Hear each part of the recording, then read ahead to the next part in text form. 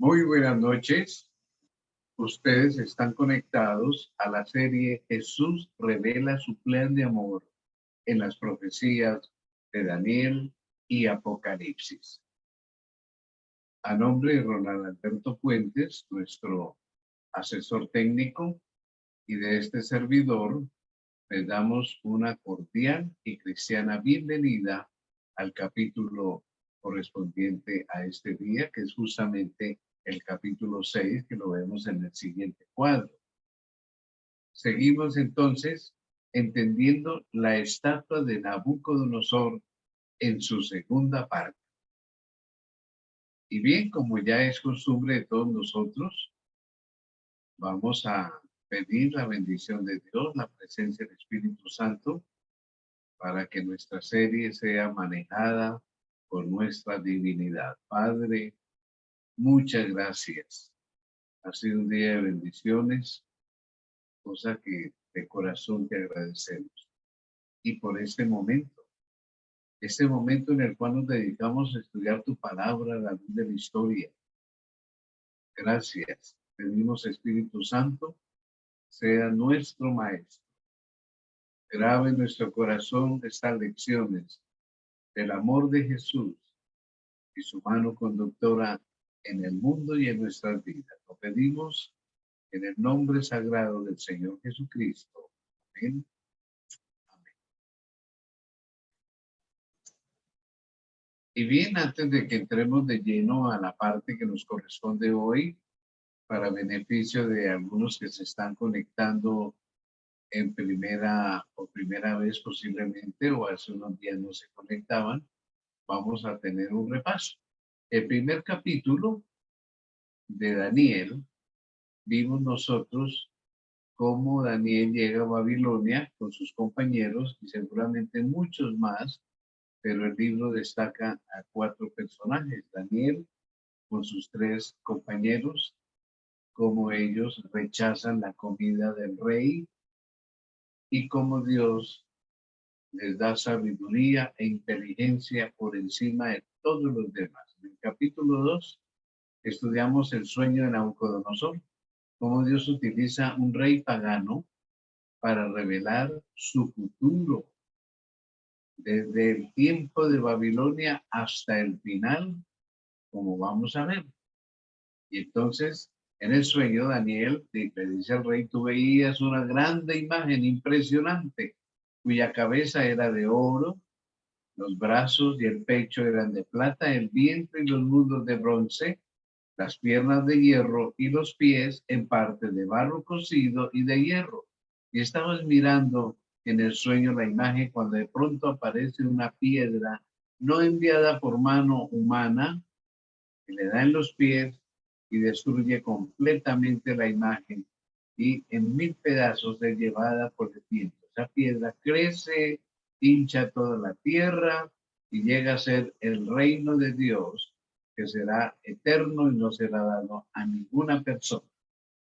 Y para comenzar la interpretación, Daniel dijo: tú eres aquella cabeza de oro.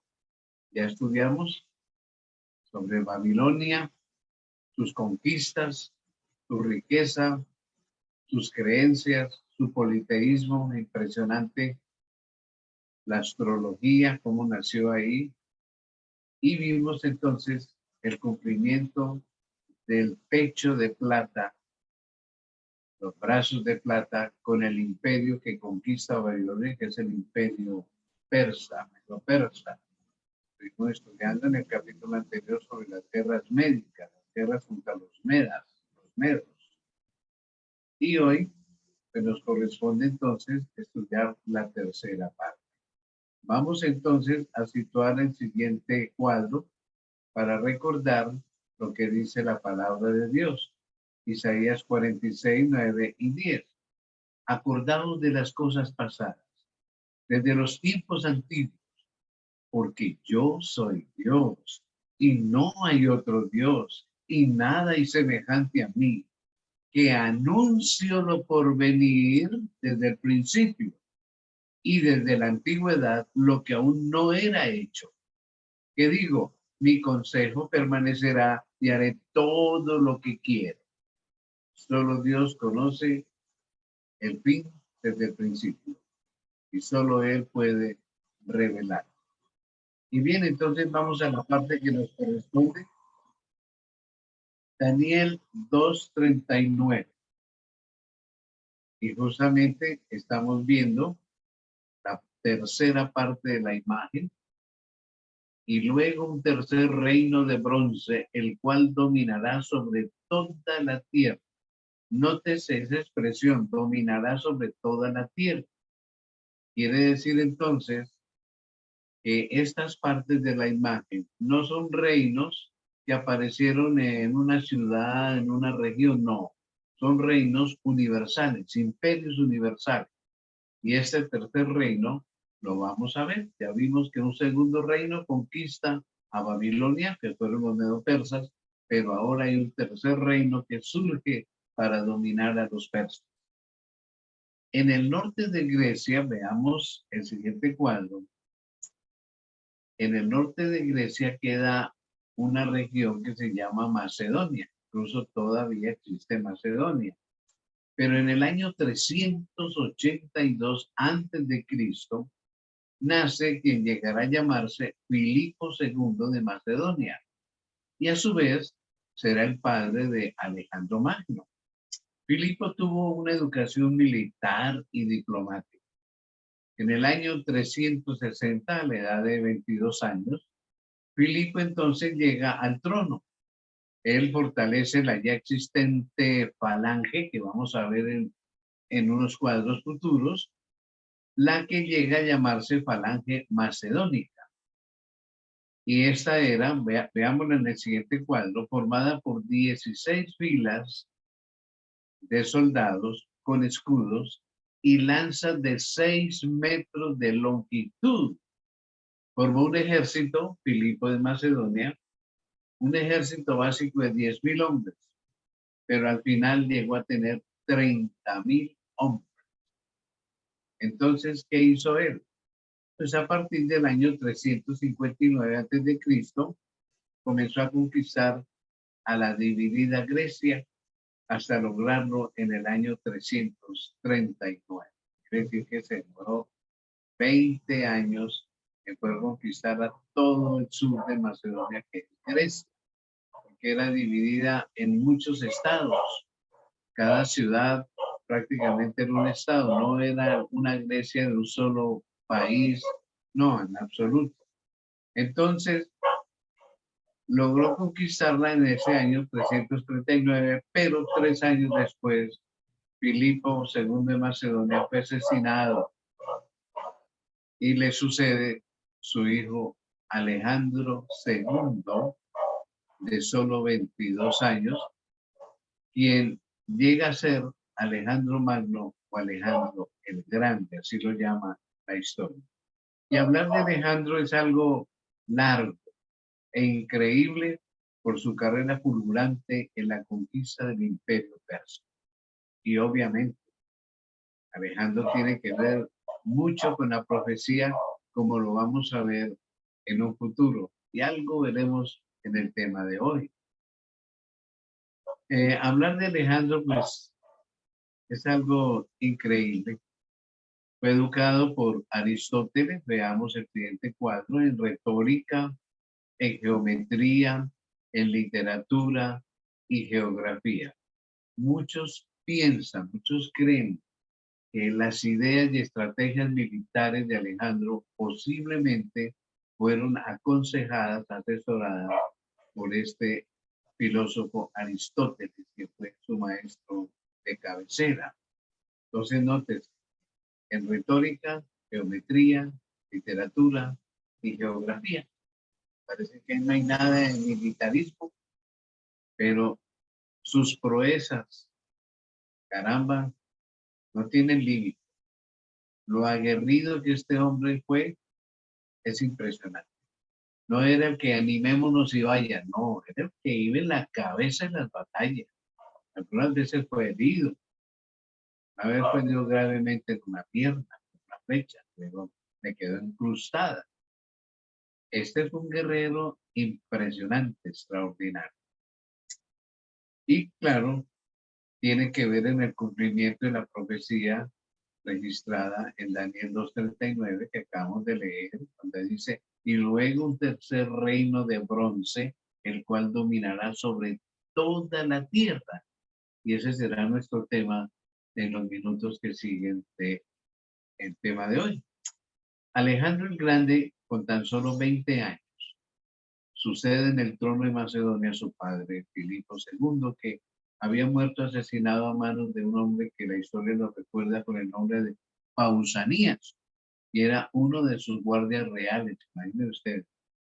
El joven rey Alejandro entonces continúa con la política de su padre y entonces mantiene la hegemonía de Grecia, la unión, aún por la fuerza. Así no quisieran, pero ahí los mantuvo ligados a todos.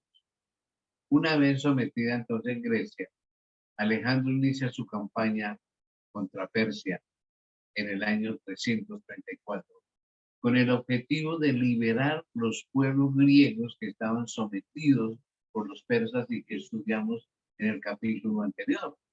Esta campaña de Alejandro se presenta como una venganza griega contra los persas por las guerras médicas que estudiamos en el tema anterior, perpetradas por Jerjes. Aunque en realidad muchos historiadores creen que el afán de conquista de Alejandro, de gloria, tuvo mucho que ver. Algunos registran que Alejandro le decía al padre, no me estás dejando nada que conquistar. El ímpetu de los macedonios por el éxito de sus conquistas, así como por la debilidad ya del imperio persa en decadencia, pues otorgaron el triunfo a la empresa de Alejandro y a Macedonia.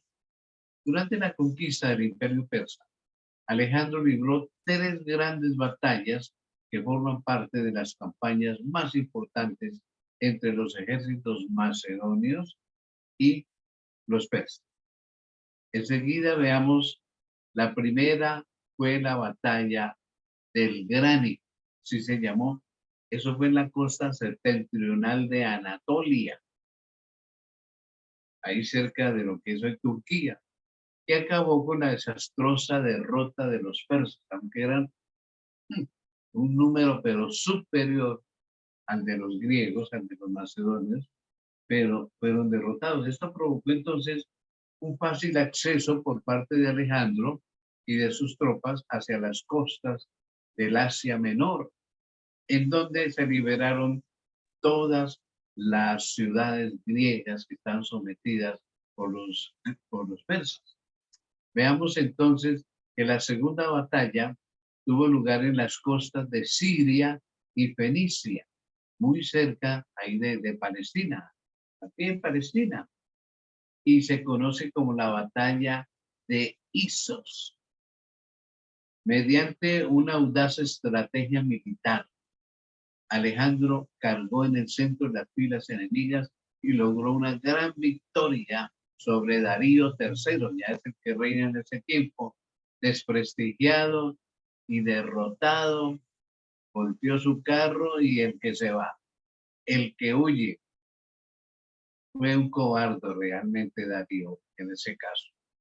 Después de la conquista entonces de Siria, de Fenicia, y va hasta Egipto, pasando lógicamente por Palestina, pues allá fue en Egipto muy favorecido por los sentimientos antipersas de los egipcios y Alejandro se enfrentó entonces a su tercera y decisiva batalla contra los persas, que fue justamente la batalla de Gaugamela en el año 331, que es el año que la mayoría de historiadores y teólogos adventistas sitúan como el año en que comienza el reinado del Imperio griego, el año 331.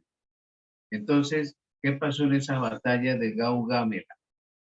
¿Qué conllevó la derrota y el fin del Imperio persa? Volvió otra vez a ganarles y la cantidad de muertos persas fue impresionante y muy pocos del ejército griego, ¿ya?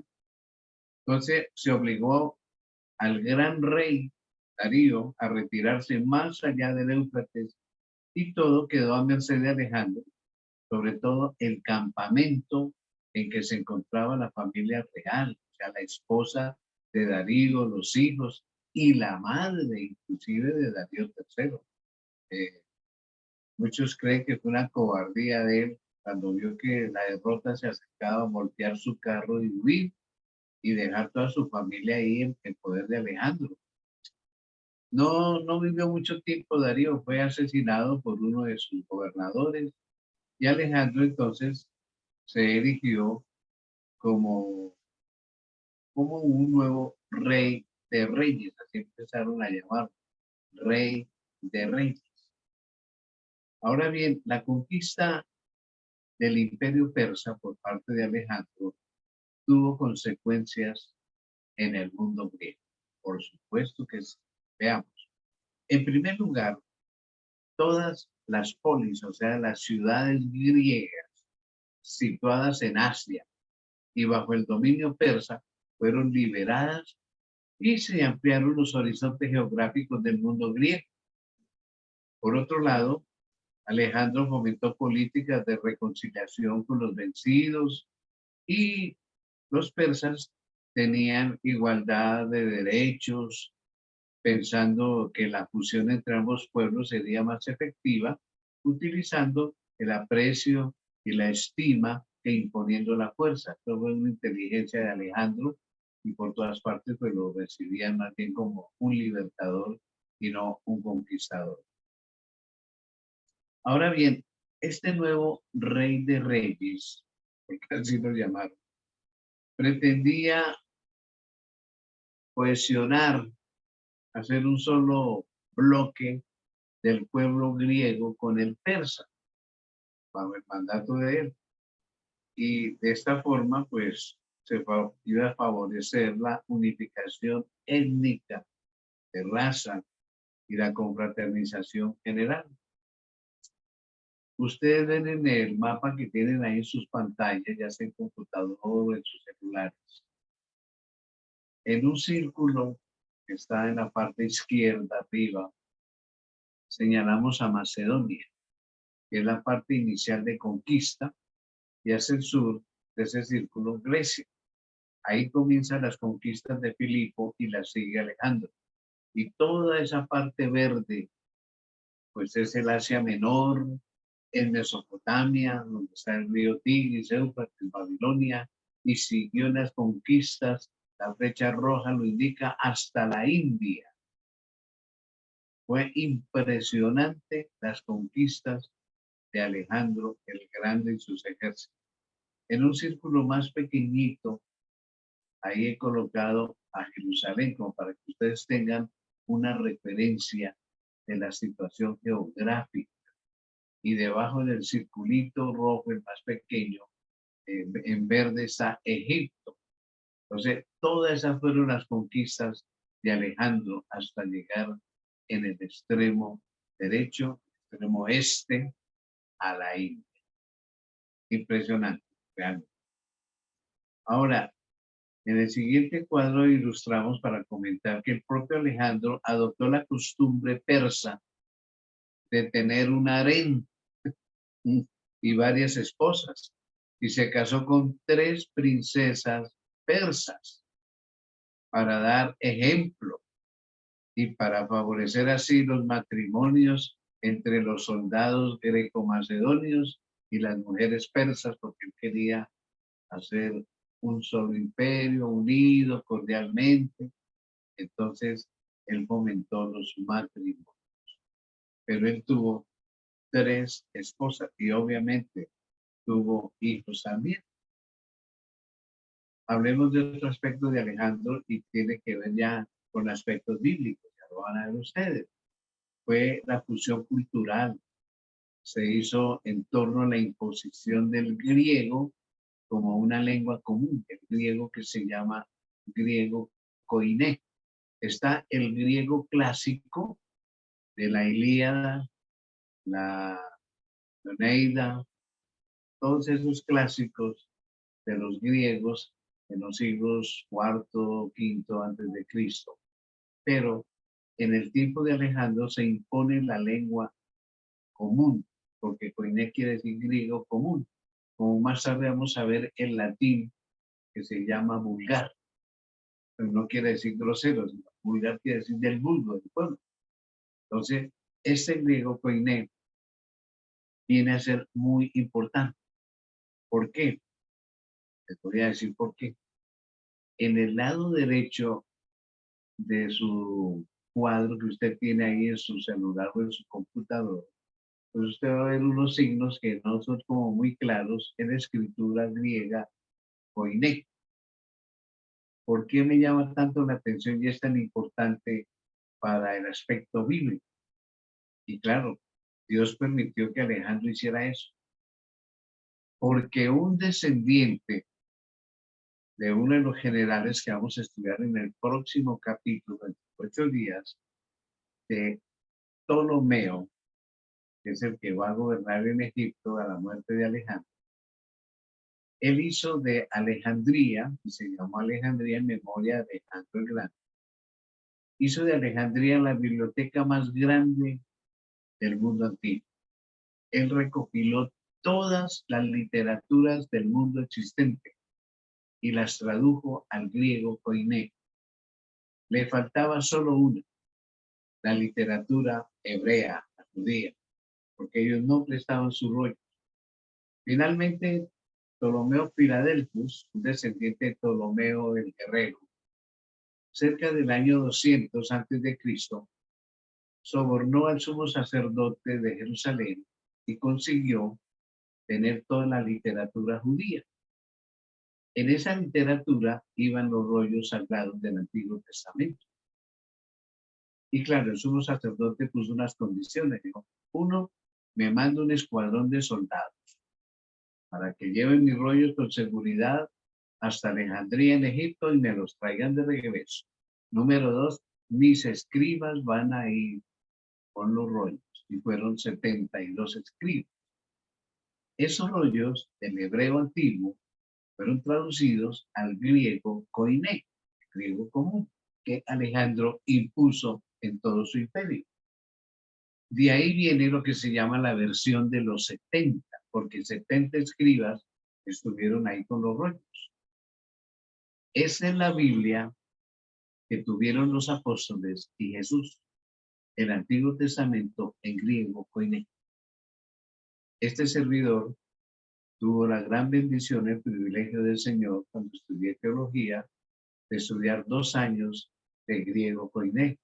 Y ha sido una gran ayuda porque estos idiomas, el hebreo y el griego koiné, pues tienen una amplificación del pensamiento, del significado de los textos bíblicos, de palabras, de frases muy grande que los traductores del hebreo y del griego a veces no tradujeron exactamente la idea y por eso a veces uno tiene que recurrir a estos idiomas para poder entender mejor la palabra de Dios. Entonces, aquí veo yo la mano de Dios al imponer a Alejandro el griego como el idioma de todo su imperio, porque eso ayudó a que tuviéramos la palabra de Dios en un idioma mucho más popular. Y el Nuevo Testamento fue escrito totalmente en griego koiné.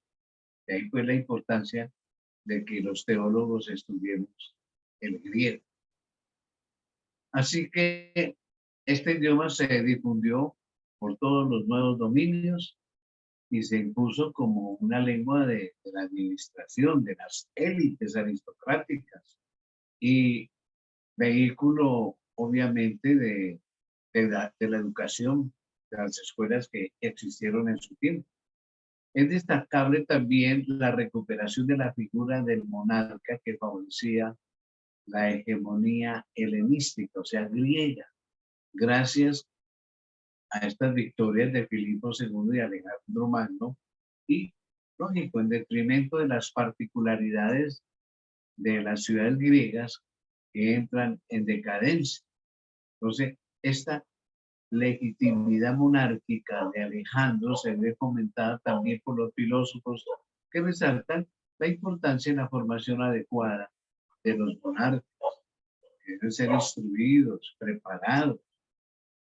En su afán de mejorar entonces la organización del imperio, Alejandro puso en práctica la separación del poder civil y militar de los gobiernos provinciales, no religiosos, sino justamente el poder civil y militar de esos gobiernos de cada provincia, no, tiene que ser algo total. Por otro lado, su política de reconciliación, pues marginó a la aristocracia persa, a los grandes señores, de los órganos de poder, porque ahora eran controlados por los griegos. No obstante, Alejandro adoptó algunas medidas originarias de los persas, las adoptó también. En el siguiente cuadro vamos a tener que comentar y decir que la más polémica de estas medidas que tenían los persas o costumbres de los persas fue la prosquinesis. ¿Y qué era la prosquinesis? Era la costumbre persa consistente en una genuflexión. ¿Qué es genuflexión? Arrodillarse, que debían realizar los súbditos ante el rey. Entonces, Alejandro no se consideraba el conquistador del imperio persa, sino el sucesor del anterior rey, del rey persa. El último fue Darío II. Entonces, él se hace llamar, o la gente lo llama, el rey de reyes. Pero esto de arrodillarse quería decir que la gente reconocía a los reyes persas como dioses y por eso se arrodillaban. Entonces, ahora se arrodillan ante Alejandro y, claro, reconocerlo como un dios, como se consideraba los reyes persas, esto trajo un problema, ¿ya? Porque sus militares, sus ejércitos no aceptaron esta idea de que se considerara a Alejandro un dios. ¿Por qué? Porque alegaban que era más justo honrarlo como el rey de reyes en vida y no en la muerte. Sin embargo, ellos no quisieron pensar que él iba a ser como los dioses griegos, como el Júpiter, como el Zeus, como Marte, dios de la guerra, etcétera. Ellos no quisieron aceptar que Alejandro fuera considerado un dios y por eso estuvieron en contra de esa costumbre persa de arrodillarse delante de los reyes, porque eran adorados como dioses. Entonces, esto le trajo que entre sus tropas y comandantes, entre algunos de sus amigos y hombres de confianza, no estuvieran de acuerdo con esa costumbre que él adoptó de que la gente se arrodillara. Y la razón de rechazo, pues lógicamente, ellos no le podían dar un trato de Dios a un hombre, porque pensaban que Alejandro era merecedor y sí, digno de cualquier honor, incluso conferirlo como un héroe de los más grandes, como Hércules y Eaco, pues ya eso no iba con ellos, porque Hércules era considerado como un dios. No obstante, no admitían un trato divino hacia él y por eso disminuyó un poco los honores que se le rindieron a Alejandro, porque no lo querían considerar como Dios.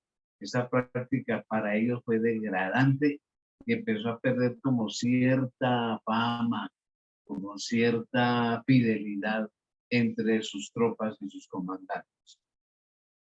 Bien, dijimos que él llegó a ese Egipto. En el siguiente cuadro siguió la conquista de Egipto y después llegó hasta la India. Ustedes ven aquí otro mapa del Imperio Alejandrino.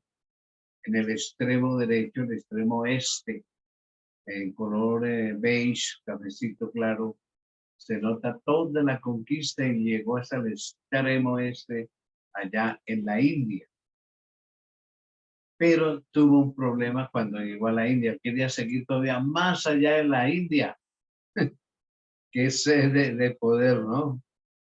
Entonces se le presentó un problema y es el ejército se rebeló. No quisieron seguir, estaban muy cansados, estaban hartos ya, como 10 años en puras batallas, estuvieron rebelados. ¿Y qué le tocó hacer a Alejandro? Aceptar y regresarse entonces a Babilonia. La flecha de arriba, la flechita verde, indica el recorrido de Alejandro y luego baja un poquito si usted mira el mapa y en la parte de abajo se devuelve y allá puse una flechita roja para enseñar que queda ahí Babilonia. ¿Por qué? Porque como se le revelaron, entonces él se volvió a Babilonia, donde se consideraba que era su capital, la sede de su imperio. Entonces, en la primavera del año 324, llegó a Susa y se dirigió durante el verano a la ciudad de Opis, y entonces ya en el invierno de ese mismo año 324 se instaló en Babilonia, convertida en la capital de su efímero imperio, porque eso no iba a durar mayor cosa. Desde allí, pues se afanaba en sus planes para prepararse a una amplia expedición de conquista de Arabia. Ustedes la ven ahí hacia abajo, blanca, color blanco donde está la flecha roja, pero hacia abajo, toda esa península de Arabia no la había conquistado y estaba todo afanado para irse a conquistarla, pero quedó frustrada, quedó truncada por su prematura muerte el 13 de junio del año 323 a.C., provocada por fiebres, acaso tal vez originada por anteriores y crónicas afecciones que nunca la curó bien porque ese afán de conquista no lo dejaba mejorar. ¿A qué traigo yo a colación toda esta historia, mis hermanos? Que esto no se predica nunca. Porque veamos otra vez lo que hemos leído. En el siguiente cuadro, seguimos. Se cumple la profecía de Daniel 2:39. Y luego un tercer reino de bronce, el cual dominará sobre toda la tierra. Alejandro se erige como uno de los mayores íconos culturales. Veamos el siguiente cuadro. Ese ícono cultural del mundo antiguo y su determinación y valentía le llevaron obviamente a un destino extraordinario, comparable a esos héroes míticos de los que él defendía. Su figura y su legado permanecen en la historia y la cultura de Oriente y Occidente, sobre todo para nosotros, estudiantes de las profecías, la manera como Dios lo utilizó para el cumplimiento de las profecías de Daniel 7. Yo quiero que ustedes recuerden bien este tema de hoy, porque vamos a refrescar mucho de esto cuando lleguemos a Daniel capítulo 7. Eso va a ser impresionante cuando se llama el leopardo de 4 cabezas y 4 alas. Van a ver ustedes ahí el cumplimiento de la profecía con Alejandro el Grande. Entonces, la temprana muerte de Alejandro a los 33 años, víctima del paludismo, se cree, le impidió consolidar el imperio que había creado y de relanzar sus conquistas. De hecho, el imperio de Alejandro Magno apenas sobrevivió a la muerte de su creador. Muy poquitos años logró conservar. Se desencadenaron muchas sucesorias en las que murieron las esposas, los hijos de Alejandro los mataron, hasta que el imperio quedó repartido entre sus generales. ¿Cuáles? Pues la historia nos llama en griego diádocos, diádocos. Veamos en el siguiente cuadro una ilustración para tenerlos como en mente, ¿no? Los diádocos fueron llamados Seleuco, Ptolomeo, Antígono, Lisímaco y Casandro. Ptolomeo inició en Egipto una dinastía destinada a prolongarse hasta los tiempos de la célebre Cleopatra y comienzos del Imperio de Roma, que veremos en nuestro próximo capítulo. Pero no olvide estos nombres: Seleuco 1, Ptolomeo 2, Antígono 3, Lisímaco 4 y Casandro 5. Pero como vamos a estudiar el capítulo 7, no me quiero adelantar mucho. Allá habla de 4. Y aquí aparecen 5 sucesores de Alejandro. Inicialmente, el imperio de Alejandro se va a dividir en 5 partes, pero después los 4 generales más jóvenes se unen y eliminan a Antígono y se cumple la profecía perfectamente. Ya llegaremos al capítulo 7, donde veremos la mano de Dios, cómo va dirigiendo el destino del mundo. Alejandro fue un instrumento de Dios. Y sobre todo con lo que ya les comenté, el griego, como un idioma que ayudó a engrandecer y a conocer la palabra de Dios.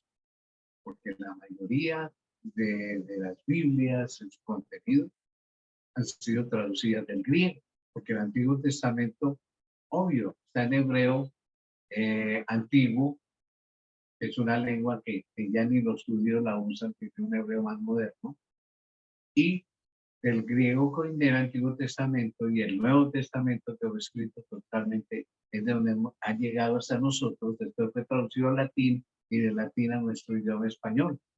Entonces, Dios dirige las cosas, su mano está en el timón. Dios es el dueño, el director de la historia de este mundo. Y por eso me he detenido a hacerles ver estos incidentes históricos de los cuales pues nunca predicamos. Pero yo pienso que es muy bonito ilustrarnos en todas estas cosas para algún día predicarle a otras personas. Para terminar esta noche, siempre con mi imaginación de lo que puede estar pensando Jesús de nosotros. Él nos dice en el siguiente cuadro: tengo un plan para este mundo. Es un plan de amor. Tú estás incluido en ese plan de salvación. Permíteme el control de tu vida y tendrás un final feliz a mi lado. Vuelvo a leer. Tengo un plan para este mundo. Tú estás incluido en ese plan de salvación. Permíteme el control de tu vida y tendrás un final feliz a mi lado. Vamos a permitir el control en nuestras vidas. Por supuesto, el final será feliz al lado de Jesús y con el control del Espíritu Santo en nuestras vidas. Como es ya nuestro hábito, siempre damos la oportunidad para que ustedes formulen sus preguntas, sus inquietudes, si hay algún aporte, por supuesto, de igual manera, usted puede hacer. Prenda su micrófono y trataremos con todo gusto de responder su pregunta, su inquietud. Y oigo aportes también, porque no lo hemos dicho todo.